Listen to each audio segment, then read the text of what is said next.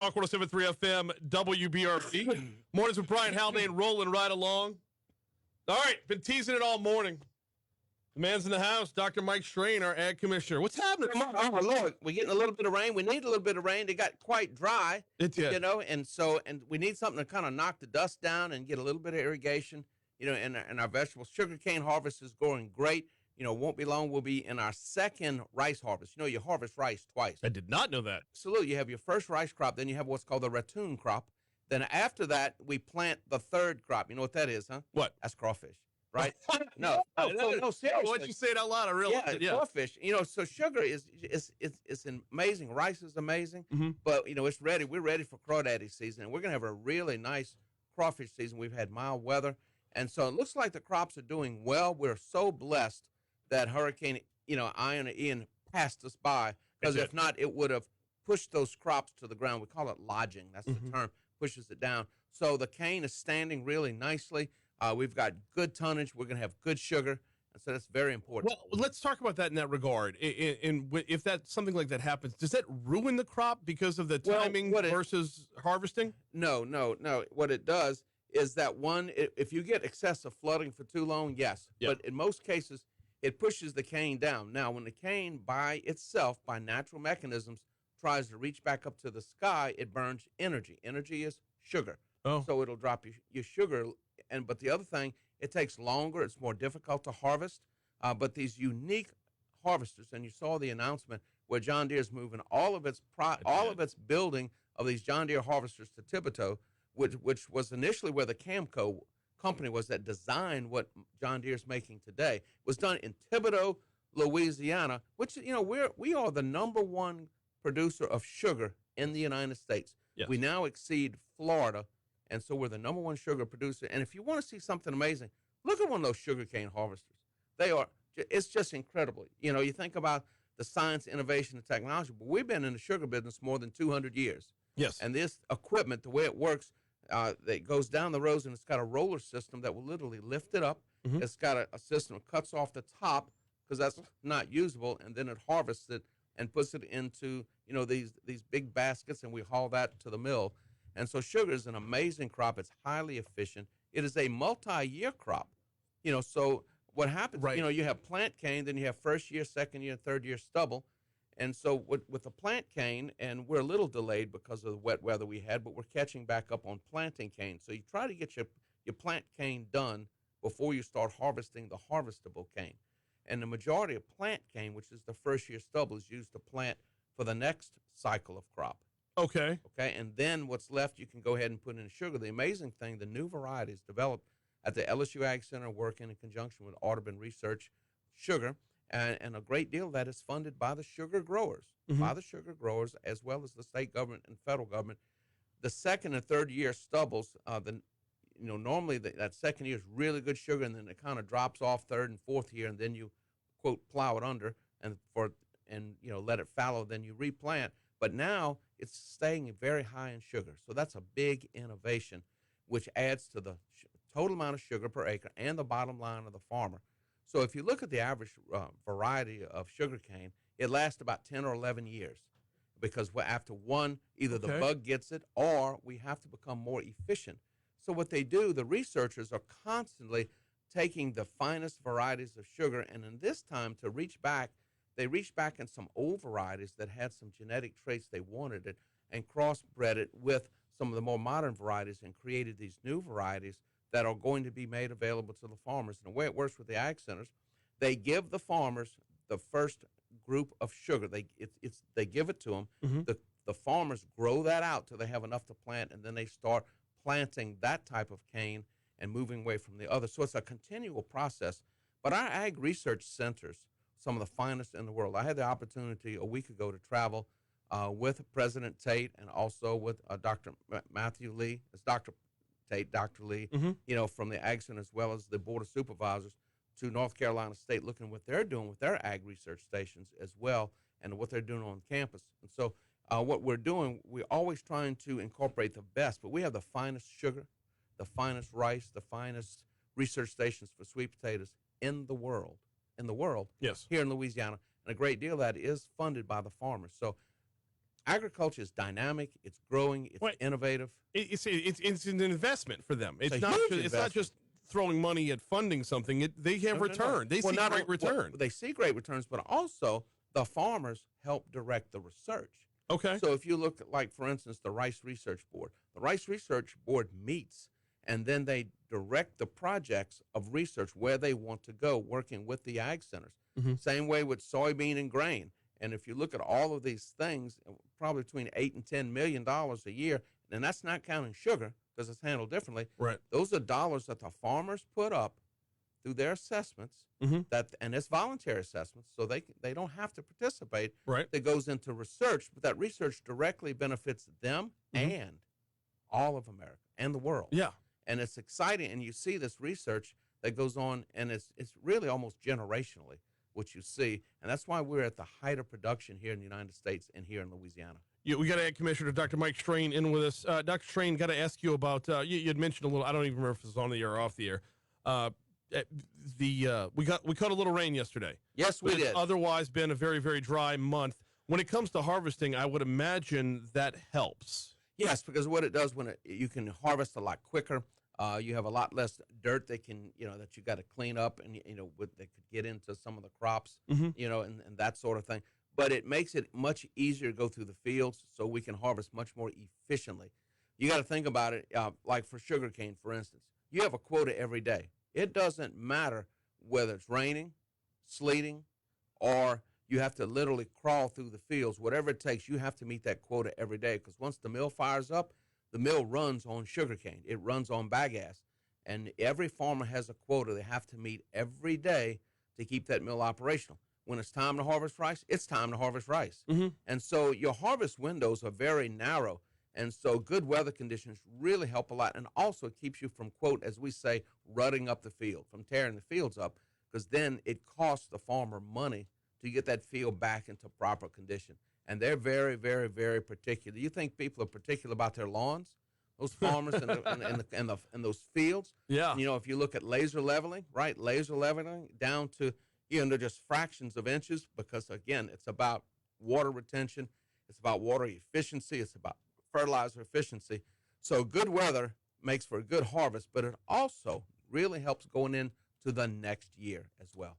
So let's stick with the weather, or let's stick with the amount of water out there and move over to the Mississippi River. Not a direct correlation, but we'll transition here, because this has been news. It is big news. And what's happened, the Mississippi River right now, the river right here in Baton Rouge, about 62 to 65% of all the grain that's exported from the United States comes down the river.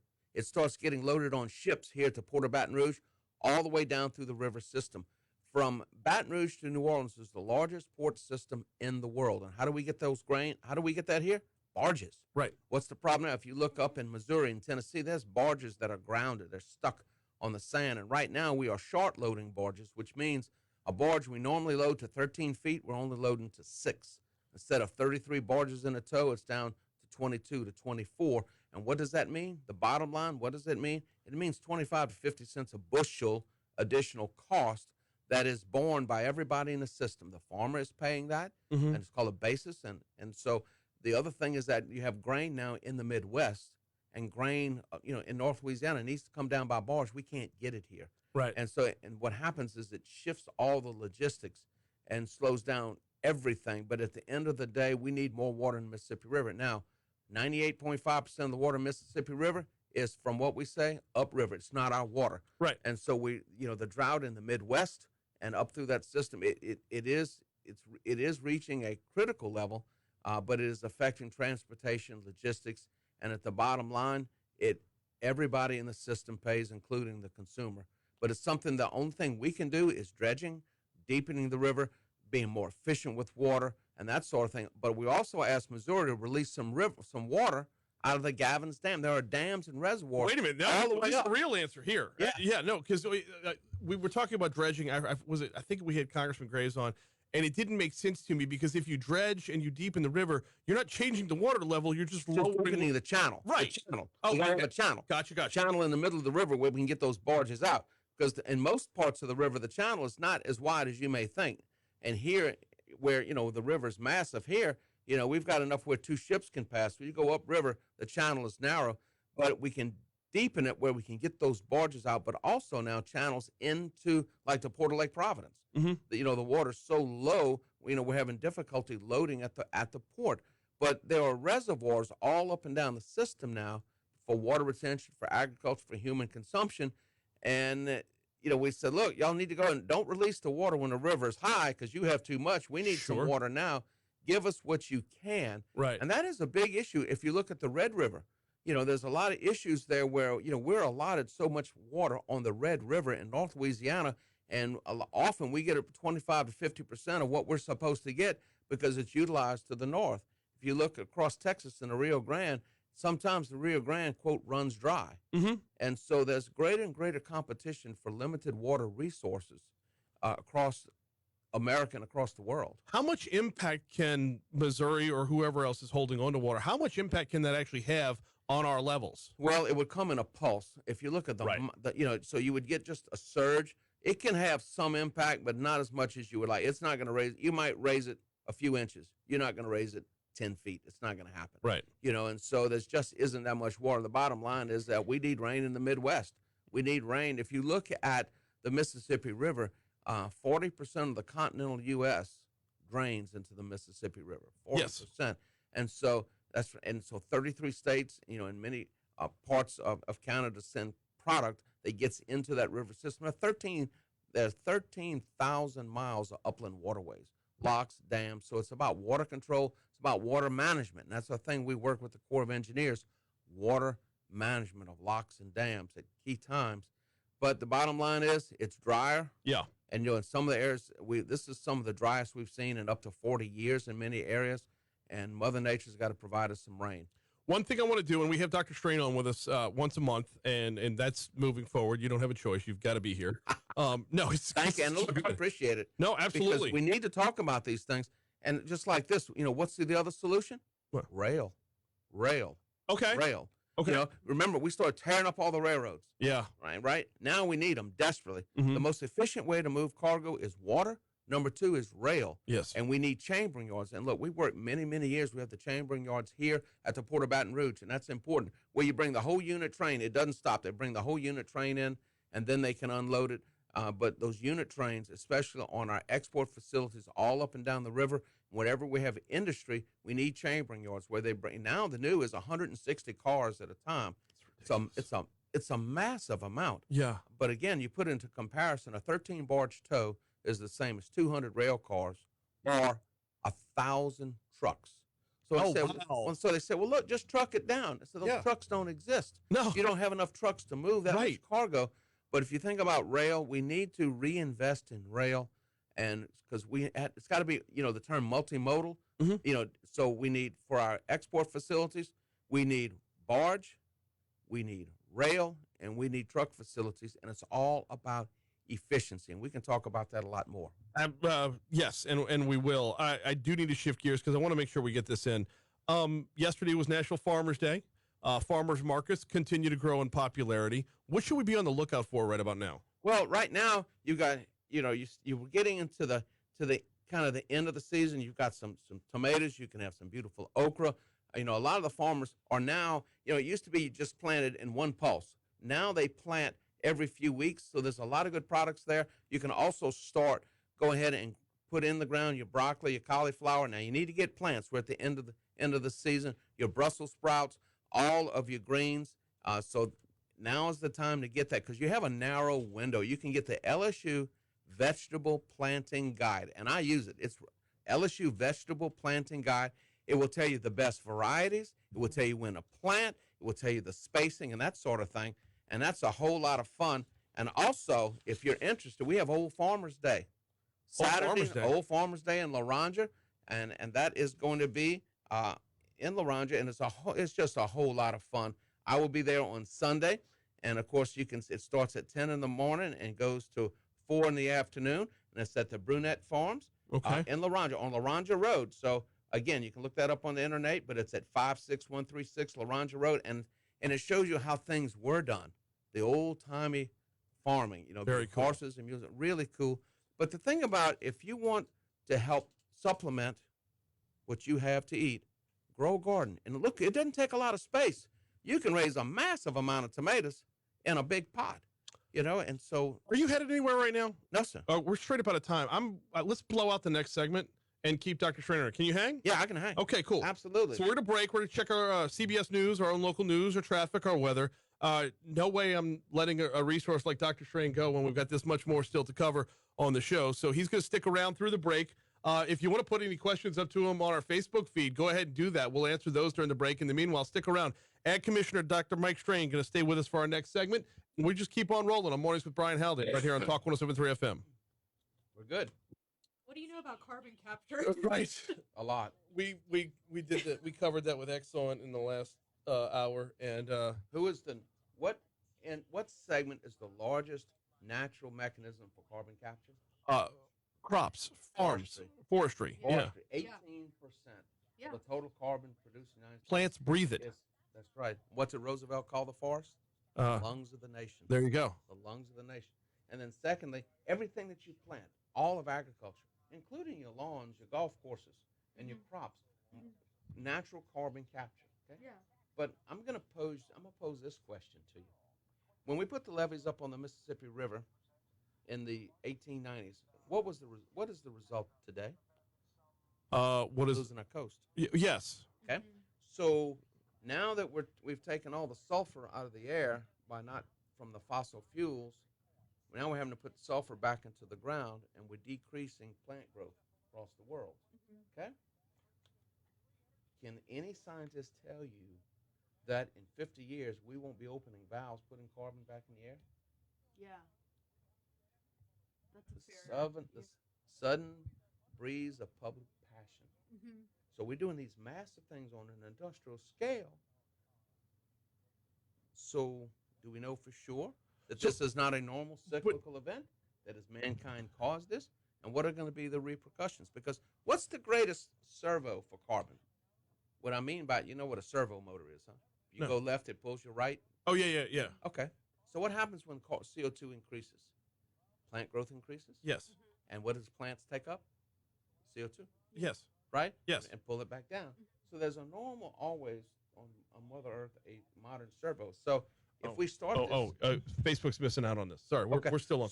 So if we go beyond, do we take too much carbon out of the atmosphere?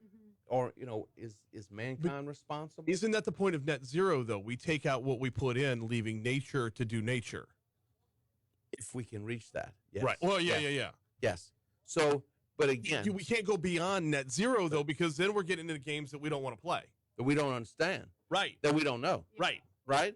And so that's the thing. Whenever you start something on an industrial scale, if you don't know the consequences, but it's just like when they put the levees up on the Mississippi River. There was an article in the 1890s by National Geographic, and they said future generations will figure out how to save their coast. Well, guess what? That's us now. Yeah, yes, and right? we're working on it. We're working on it, but we're not there. Good people on it too. We've got good people there, but right now we're putting Band-Aids on it. Yes, and but we're seeing results, and I believe 2023 will be the first year where we have more coast added than subtracted. That's good. Ever. That's so good. This is one I'm very passionate about. That's good. And super supportive of the people that are running that. Yep. Okay. So what happens prior to the levees?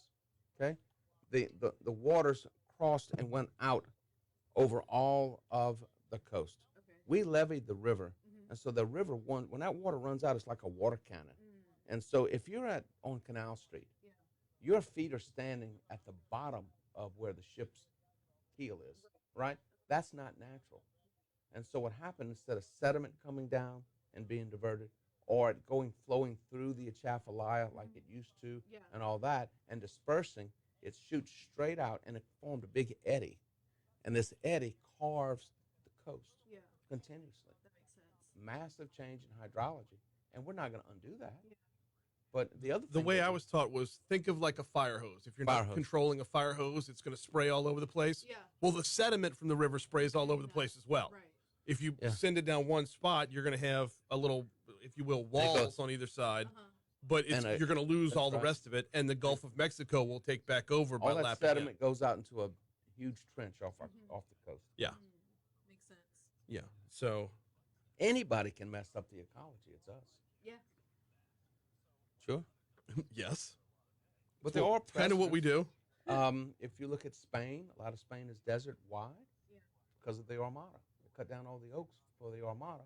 If you look at the Holy Land in Jerusalem, there used to be massive cedar forest, and they cut them down for building and for war. Yeah. And now that ecology changed. It shifted. It's desert. Yeah. And so look at our coast. We harvested all the cypress. We don't have the cypress forests along the coast. And a cypress root system, for anybody who's had a driveway near one, a cypress root system, it goes out, it spreads, it collects that sediment and builds up.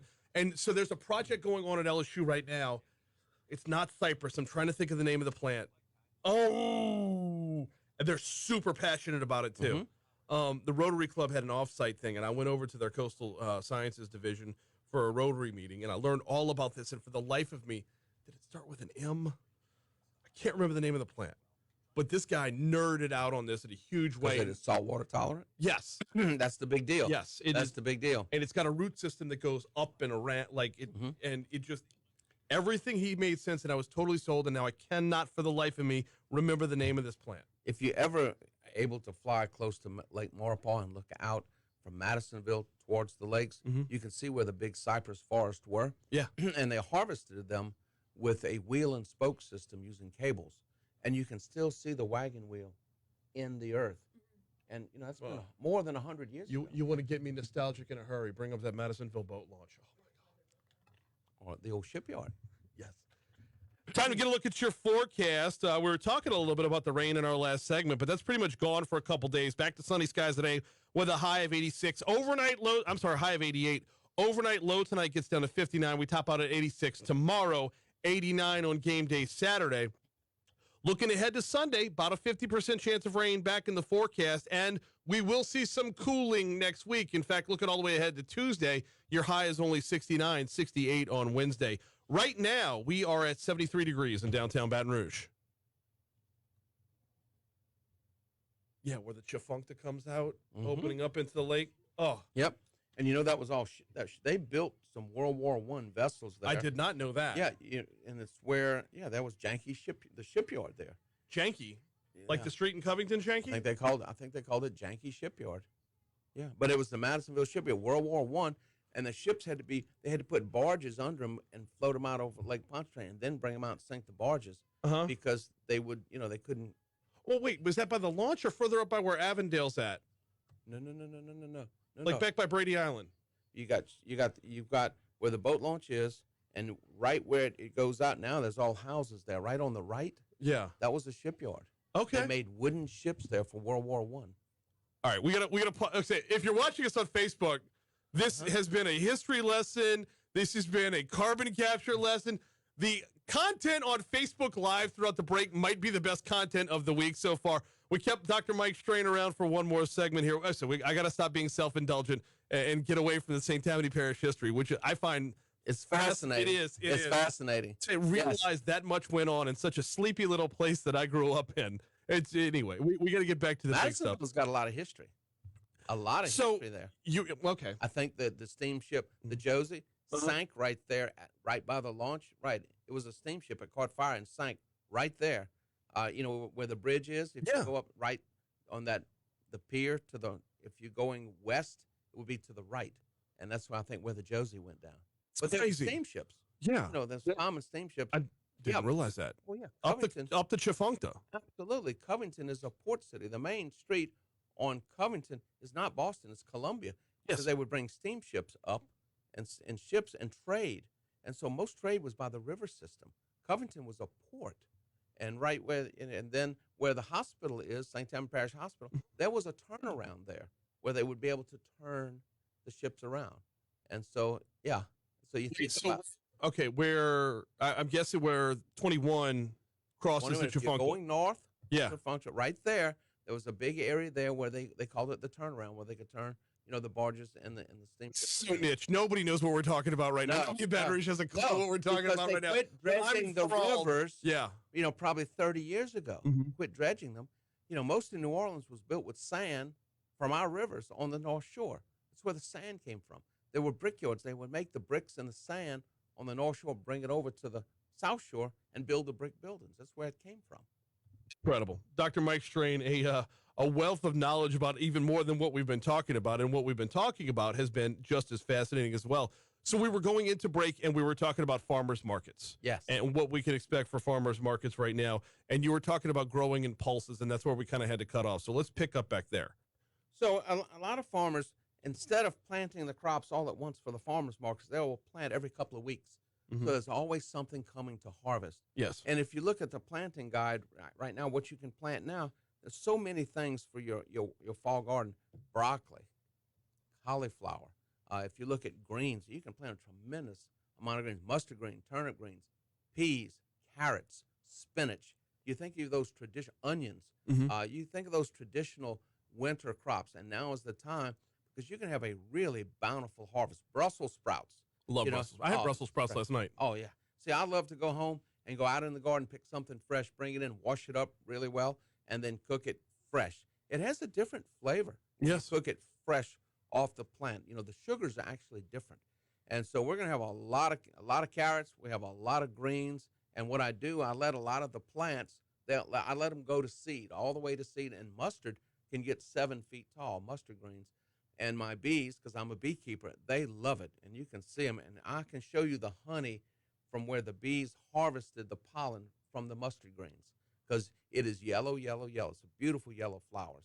And so, but again, we grow that, and then as soon as it's done, we go ahead and till it down, and organically, Mhm. and then we get ready for the spring garden, which is a massive garden as well. How do we, and this might be a bigger question that's going to launch into 100 different things. How do we get the farm to table movement to just turn, because that's the way it is, rather than being a niche thing? It's really simple. You have to look for and buy those certified Louisiana products. Okay. Fresh, local, certified. When you go to the grocery store, go to the local section first. Local section of your grocery store first. Buy what you can. Go to your farmers market. Shop at those roadside stands. You have to build the economy. Mhm. It's the economical logistics to do that, to support, a growing local food supply. Because what happened in the turn of the century, and we're talking about in 1900s, right? It used to be everyone had a garden. Even if you go into the French Quarter and in between, you see the outside. There's all courtyards in the inside. They had raised gardens. Everyone had gardens. And then it got away from that with the advent of the grocery store. Yeah. And so, but here's the crux of that is specialization is the key to a strong economy. And if a grocery store can handle the groceries, then yes and no. There was a time when we shifted to industrial agriculture, and Louisiana is predominantly an industrial agricultural state, large-scale industrial agriculture. yes. But if you look at the Ukraine, why have the Russians not been able to bring them to their knees? 50% of the Ukrainians grow a garden. 50%. They take what they need, and the rest they bring to their local farmers market. So, the Russians have not been able to starve them out. Right. And so if you look at local food supply, and so, we went to that, more industrial, but now we're thinking, we're importing now into the United States a great deal of our fresh products. Really? Absolutely. Most of it coming out of Mexico. Okay. And so we need to start growing our local products. And so we need to have that local food movement as well. And the other thing is that nutritionally, we need to get to eating more fresh fruits, fresh vegetables, and less, carbohydrates. And so there's been a shift, and now we understand that. So all of this will cycle. But I can tell you, all studies will show you, if you have a garden, if you grow some of your own food, number one is nutrition, but also there's a sense of well-being that you get when you go out in your garden. Yes. When you go out there, I just feel better. Well, unless you're like me and you're just a colossal failure at it every single time. Well, that brown thumb can turn green if you work at it. I would like to think it could, but if my brown thumb turns green, that'll be no small miracle. So I'll hand off to those who already do. Yeah, but I'll hit up we the can markets. coach you on it. You're probably doing some fundamental mistakes. Probably. Yeah, probably. fundamental Too many mistakes. places at once to be sure. And a time like right now is probably a good reminder when we're seeing this lack of rain, Yes. taking it upon yourself within your own yard. Well, we irrigate, and of course, on the farm, I have artesian wells, so I have very high quality water. But we do drip irrigation. We have about a 250-gallon tank, and you can get those drip hoses that you can get them at your feed and seed. You can get them at Home Depot. And so we have a drip system, and it's right next to the plants. Okay. And so before we put, the garden tractors, because we use the garden tractors in the gardens, we'll roll those hoses up, we will, then we have, a mechanism where we put the fertilizer right where we need by the plant. We go ahead and pull the dirt up to the plant with a variety of different plows depending on the plant. Then we lay that drip irrigation line, and when they need it, we let it slow drip. Okay. And so we control that, and then of course there's also site selection. We have certain areas on the farm that's very good for a garden. Okay. Certain areas that are good for a cornfield, and certain areas that aren't good for anything but let the grass grow. But again, site selection. But one of the mistakes people make, often urban and suburban water, if you use it over time, you really need rainwater or a fresher water because because of the different, mostly the salts. And in some areas of the like up on the Red River, the upper part of the Red River, a lot of that, there's so much salt water you can't really do irrigation because it can amount to, many pounds of salt per acre. There's the salts that can be in different waters can inhibit what you're trying to grow. So I tell people, capture rainwater. If you can get a drum, put a screen on it, put a screen on the top. You don't want to have mosquitoes get your fresh rainwater coming out of your gutters. That is best for your garden. Okay. Or good old artesian water if you're so blessed.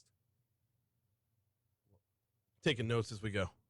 Hey, I do appreciate you sticking around, but the clock is going to continue to keep moving. We got about 3 minutes left. Got to bring up National Fire Prevention Week before we get you out of here. Absolutely. Because I'm going to talk about it with the fire department tomorrow. It's a huge deal, and it's a result. It's the 100-year anniversary. Start off from the Great Fire of 1921, I think it was, in Chicago. Started by a cow. A cow, right? yes. A cow kicked the lantern and, caused massive fire. But Fire Prevention Week, one, for all the families, get a game plan. When my kids were little, we come to the house and, okay, what's the plan? If there's a fire, if that smoke alarm goes off, right, everybody's up and everybody is out. And so the other things, make sure your smoke alarms work. They are critical. They will save your life. And now we have these new smoke alarms that you don't change the batteries in. They last like 12 years, and many of your different fire departments will give you smoke alarms if you can't afford to buy them. But smoke alarms save lives. Make sure they're battery operated. The batteries are new. Change them out. But some of them have these 10 and 12-year batteries. But also, you need to have a fire extinguisher. Oh, and go through the basic procedures, especially if you have, older children. Say, okay, if that pan catches on fire, what are you going to do? I'm going to throw water on it. No, you cover it. No, you turn the fire off and you put the cover on. You smoke it out. Yes. And those fundamental things, but have a plan. What is your escape plan? How do you get out if you can't get to the front door? Where do we meet? Where do we meet up, right? Right. Because, again, CO2 alarms, smoke alarms, get a plan, and then look around the house. Look around the house. What could cause a fire? And I'll give you, for instance, if you look at linseed oil, a common oil that is used to wipe down furniture or if you're doing handicraft. But if you take linseed oil and leave it on a rag and you put it in a pile, it can spontaneously combust. You're kidding me. No, sir. Absolutely. Well, that's dangerous. Absolutely. So what sort of things could result in a fire? Yeah. Do you have, paper scraps where they shouldn't be, by a window where the light could hit it? Look at those fundamental things. And again, make sure your electricity is right. There's no second chance to do something electrical right. Yeah. But Fire Prevention Week is just that. Let's prevent those fires. Let's get a game plan. Let's talk with the kids and talk with the families and get a plan. And we are in replacing your smoke detector batteries. We always associate that when you spring forward and fall back. That's right. So if we're getting rid of that, we got to have another reminder to replace the batteries other than just the beeping. But we are getting on that season as we're going to have colder nights. We're going to start to see the space heaters becoming a problem. And number one rule of a space heater, do not put the cord under a carpet. Under a carpet? Yeah, no, don't put a rug over the cord. Ever, never. I thought would have never occurred to me. No. That's a fire hazard because that cord gets hot because it's covered. It can't cool off and can result in a fire. Be very careful with space heaters. Yeah. You know, because that's one of a big cause of fires. But You know, it's one of those ones that it feels so preventable, which makes the loss that much more tragic every single time. that's right. In the meanwhile, he joins us every month, and well, sometimes we'll have you stay over a little longer.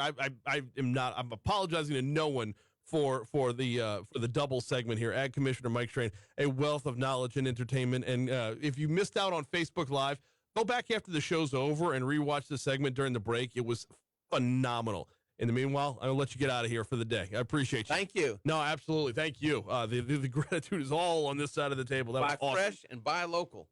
Certified Louisiana. That's right. We're going to take a quick break, check traffic one more time, come on back, closing it out next, right here on Talk 107.3 FM, the new flavor of talk. Yeah, those That was awesome. Oh, wait, whoa. Hang on. Fire Prevention Week, and you referenced Chicago in the 20s? Yeah. And not New Orleans in the 1700s? Well, that's Fire Prevention Week was by Yeah, St. no, I Calvin know. Coolidge. But oh yeah, that's why that's why New Orleans, the French Quarter is Spanish, Yes. right? Because of the Great It Fire. All burnt the down and wooden was built buildings again. Yes. burned down, and then they rebuilt them with brick and sand from where? St. Tammany Parish. There you go. Nice. Yeah. So, yeah, I know way too much about not so much the Great Fire in New Orleans, but who put it out, because my wife is an The Ursuline grad. oldest commercial waterway in the Americas is Bayou Bonfaka, I think. Really? Yeah, that's where the French would come over trade with the Native Americans. Okay. Yeah. Wow. All right. I think so.